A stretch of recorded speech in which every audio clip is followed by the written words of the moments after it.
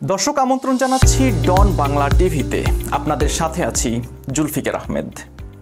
আজকে আপনাদের সাথে খুবই গুরুত্বপূর্ণ একটা বিষয় নিয়ে কথা বলবো, যেটি হচ্ছে এমপক্স।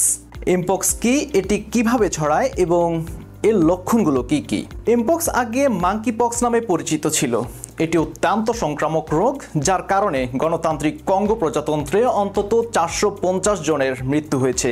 গুটি বসন্তের মতোই একই গোত্রের ভাইরাস হলেও এমপক্স সাধারণত তার চেয়ে কম ক্ষতিকারক।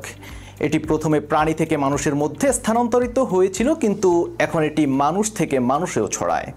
এই রোগে আক্রান্তদের প্রাথমিক লক্ষণগুলোর মধ্যে রয়েছে জ্বর, মাথা ব্যথা, ফোলা, পিঠে এবং পেশিতে ব্যথা। আক্রান্ত ব্যক্তির একবার জ্বর উঠলে গায়ে ফুসকুড়ি দেখা দিতে পারে। সাধারণত মুখ থেকে শুরু হয়ে পরে হাতের তালু এবং পায়ের তলদেশ সহ শরীরের অন্যান্য অংশে তা ছড়িয়ে পড়ে। অত্যন্ত চুলকানো বা ব্যথাদায়ক এই ফুসকুড়িগুলোর পরিবর্তন হয় এবং বিভিন্ন ধাপ পেরিয়ে গোল গোল পুরো আস্তরে পরিণত হয়ে শেষে পড়ে যায়, যার ফলে দাগ সৃষ্টি হতে পারে। সংক্রমণের 14 থেকে 21 দিনের মধ্যে এটি নিজেই ঠিক হয়ে যেতে পারে, তবে ছোট শিশুসহ ঝুঁকিপূর্ণ গোষ্ঠীর জন্য এটি অত্যন্ত মারাত্মক। এর আক্রমণের কারণে গুরুতর ক্ষেত্রে মুখ, চোখ এবং যৌনাঙ্গ সহ পুরো শরীরে ক্ষত সৃষ্টি হতে পারে। চলুন জেনে নিই কোন কোন দেশে এমপক্স ছড়িয়ে পড়েছে। গণতান্ত্রিক কঙ্গো প্রজাতন্ত্রের মতো পশ্চিম এবং মধ্য আফ্রিকার গ্রীষ্মমণ্ডলীয় রেইনফরেস্ট সমৃদ্ধ দেশের প্রত্যন্ত গ্রামগুলোতে এমপক্স সবচেয়ে বেশি দেখা যায়। এই অঞ্চলগুলোতে প্রতি বছর হাজার হাজার মানুষ এতে আক্রান্ত হয় আর শত শত মানুষের মৃত্যু হয়, যার মধ্যে সবচেয়ে বেশি ক্ষতিগ্রস্ত হয় 15 বছরের কম বয়সী শিশুরা। বর্তমানে অনেকগুলো দেশে বিভিন্ন প্রাদুর্ভাব একই সঙ্গে দেখা যাচ্ছে, বিশেষ করে কঙ্গো এবং এর প্রতিবেশী দেশগুলোতে। রোগটি সম্প্রতি বুরুন্ডি, রুয়ান্ডা, উগান্ডা এবং কেনিয়াতে দেখা গেছে, যা সাধারণত সেখানে দেখা যায় না। এমপক্সের কিন্তু দুটি ধরন রয়েছে, ক্লেড 1 এবং ক্লেড 2।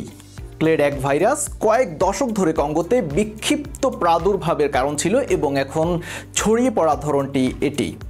ক্লেড 1-এর কিছু ধরনে প্রাপ্তবয়স্কদের তুলনায় শিশুরা বেশি আক্রান্ত হবার প্রবণতা দেখা যাচ্ছে।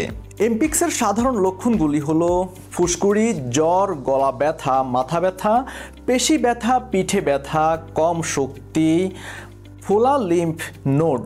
গত বছরের সংক্রমিত অনেকেরই তুলনামূলকভাবে নতুন ও আরও গুরুতর ধরনের এমপক্স ক্লেড 1B হওয়ায় এ নিয়ে উদ্বেগের সৃষ্টি হয়েছে। বিশেষজ্ঞরা বলছেন ক্লেড 1B সম্পর্কে অনেক কিছু জানা বাকি, তবে ধারণা করা হচ্ছে এটি সম্ভবত আগের ধরনের চেয়ে আরও সহজে ছড়িয়ে পড়তে পারে। একই সঙ্গে আরও গুরুতর রোগের কারণ হতে পারে। Africa centre for disease control and prevention বলছে 2024 সালের শুরু থেকে জুলাইয়ের শেষ পর্যন্ত 14,500-এরও বেশি মানুষ এমপেক্সে আক্রান্ত হয়েছে, আর এতে 450-এরও বেশি মানুষের মৃত্যু হয়েছে। এই সংখ্যা 2023 সালের একই সময়ের তুলনায় সংক্রমণের ক্ষেত্রে 160% এবং মৃত্যুর ক্ষেত্রে 19% বেশি। এর আগে 2022 সালে এমপেক্সের মৃদু ধরন ক্লেড 2-এর কারণে জরুরি জনস্বাস্থ্য অবস্থা ঘোষণা করা হয়েছিল। এশিয়া এবং আফ্রিকার মতো যে দেশগুলোতে সাধারণত এই ভাইরাস দেখা যায় না, এমন প্রায় 100টি দেশে এটি ছড়িয়ে পড়ে। তবে ঝুঁকিপূর্ণ দেশগুলিকে টিকা দেওয়ার মাধ্যমে তা নিয়ন্ত্রণে আনা হয়। চলুন জেনে নেওয়া যাক এমপক্স কিভাবে ছড়ায়। এমপক্স সাধারণত সংক্রমিত ব্যক্তির সাথে যৌন সম্পর্ক, সরাসরি সংস্পর্শ কিংবা আক্রান্ত ব্যক্তির কাছাকাছি এসে কথা বলা বা শ্বাস নেওয়ার মতো ঘনিষ্ঠ যোগাযোগের মাধ্যমে এটি একজনের থেকে অন্যজনের মধ্যে ছড়িয়ে পড়ে। ভাইরাসটি ফাটা চামড়া, শ্বাসতন্ত্র বা চোখ, নাক বা মুখ দিয়ে শরীরে প্রবেশ করতে পারে। ভাইরাসে দূষিত হয়েছে এমন জিনিস যেমন বিছানা, পোশাক এবং তোয়ালে স্পর্শের মাধ্যমেও এটি ছড়াতে পারে।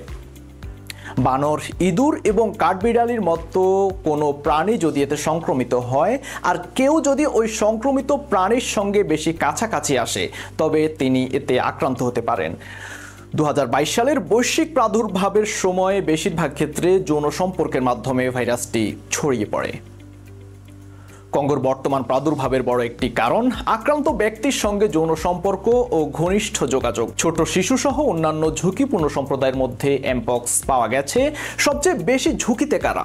সবচেয়ে বেশি ঝুঁকির মধ্যে রয়েছে আক্রান্ত ব্যক্তির স্বাস্থ্যকর্মী এবং পরিবারের সদস্য সহ তার ঘনিষ্ঠ সংস্পর্শে আসে এমন যে কেউ এই ভাইরাসে আক্রান্ত হতে পারেন।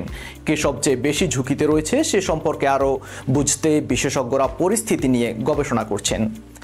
এদের মধ্যে অল্প বয়সী শিশুরা থাকতে পারে, কারণ একদিকে তাদের রোগ প্রতিরোধ ক্ষমতা দুর্বল, অন্যদিকে অঞ্চলটির অনেকেরই পুষ্টির অভাব রয়েছে, ফলে রোগের বিরুদ্ধে তাদের লড়াই করা বেশি কঠিন হয়ে যায়। কিছু বিশেষজ্ঞ মনে করেন ছোট শিশুরা যেভাবে ঘনিষ্ঠ হয়ে খেলাধুলা করে এবং একে অপরের সঙ্গে মেশে তার কারণে ঝুঁকিতে থাকতে পারে। এমনকি 4 দশকেরও বেশি সময় আগে বন্ধ হয়ে যাওয়া গুটি বসন্তের টিকাও তারা পাচ্ছে না, যার ফলে আগের টিকা পাওয়ার কারণে বয়স্ক ব্যক্তিরা হয়তো কিছুটা সুরক্ষিত থাকছেন।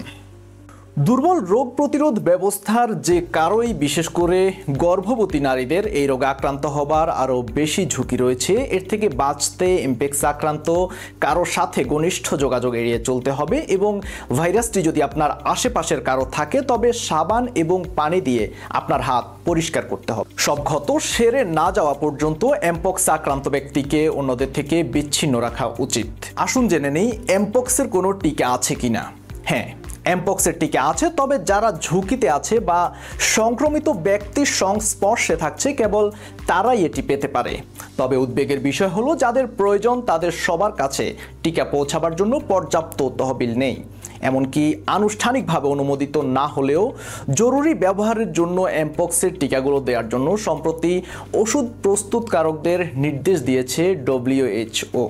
আর এখন যেহেতু আফ্রিকা সিডিসি মহাদেশব্যাপী জরুরি জনস্বাস্থ্য অবস্থা ঘোষণা করেছে, আশা করা যায় এর প্রতিক্রিয়ায় সরকারগুলো আরও ভালোভাবে সমন্বয় করতে সক্ষম হবে এবং ক্ষতিগ্রস্ত এলাকায় চিকিৎসা সরবরাহ এবং সহায়তার প্রবাহকে সম্ভাব্য পরিমাণে বাড়াবে। বৈশ্বিক কোনো পদক্ষেপ ছাড়া বর্তমানে প্রাদুর্ভাব মহাদেশের বাইরেও ছড়িয়ে পড়ার উদ্বেগ রয়েছে। দর্শক, এই ছিল আজকের মতো ডন বাংলা নিউজের সর্বশেষ খবর।